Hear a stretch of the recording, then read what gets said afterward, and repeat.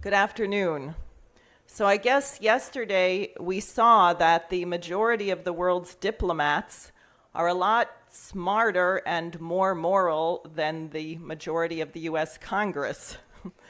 At least at the United Nations, Bibi only got one standing ovation from 4 people, and we don't know if they were standing up to see over the heads of everyone who was walking out.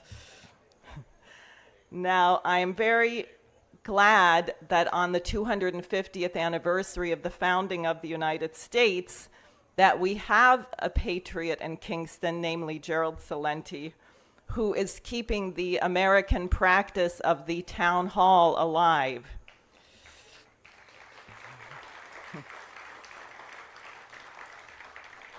I've been wondering for the last several months whether an administration which is not bothered by genocide in Gaza actually can end the war in Ukraine. And I think the jury is still out on that. It's been a very long time since our nation was led by a statesman. And our nation is very divided as a result. So what should we do? We have to stop playing politics as usual.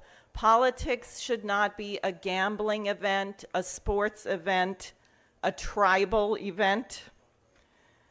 The advantage we have today, which will not feel like an advantage to those of you, if there's anyone here who has a lot of money invested in the stock market, is that this entire $2 quadrillion bubble of derivatives obligations is coming down. It's going to crash.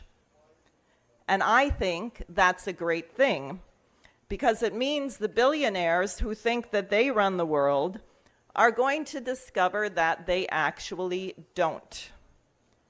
They know this, and although they think we're stupid and don't know it, we know it too, or we should. This is why they are willing to risk launching nuclear war and are launching wars everywhere.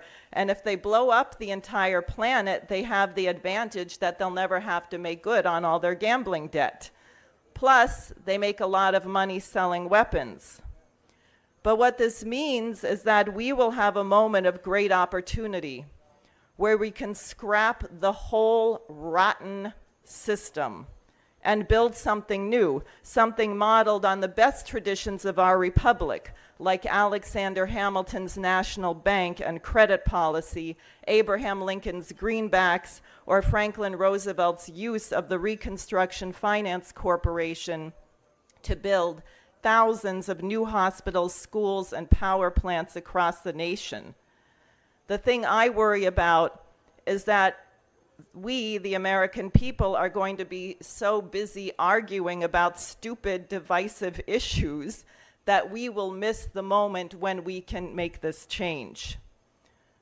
What the mainstream media, which is really just an arm of the tripartite MI6 CIA Mossad apparatus, is not telling us is that about 6 billion people on this planet have left the colonial order. They don't hate us. They just refuse to be victimized by British colonial policies.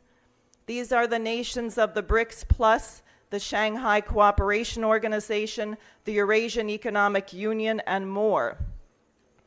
Ethiopia just brought the Grand Ethiopian Renaissance Dam online, and now they've just signed a contract with Rosatom to build a nuclear power plant.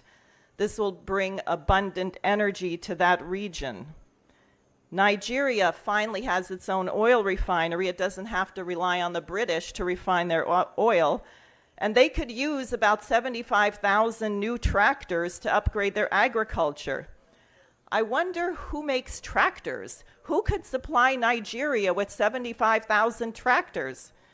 Anyone heard of John Deere and Caterpillar? Might be a better use than bulldozing buildings in Gaza. Brazil